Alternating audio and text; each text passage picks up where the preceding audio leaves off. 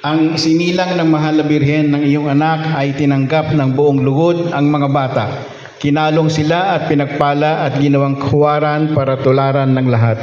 Tunghayan mo ng buong pagmamahal ang mga batang ito na pinagkakatiwala ng pananampalataya ng simbahan sa iyong pagkakandili at pagkalinga.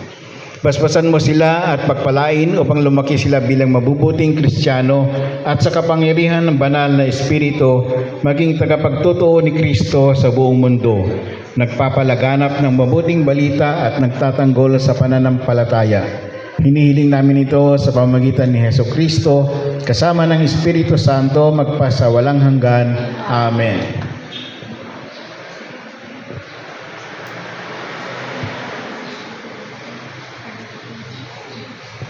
Palakpakan po natin ang mga bata.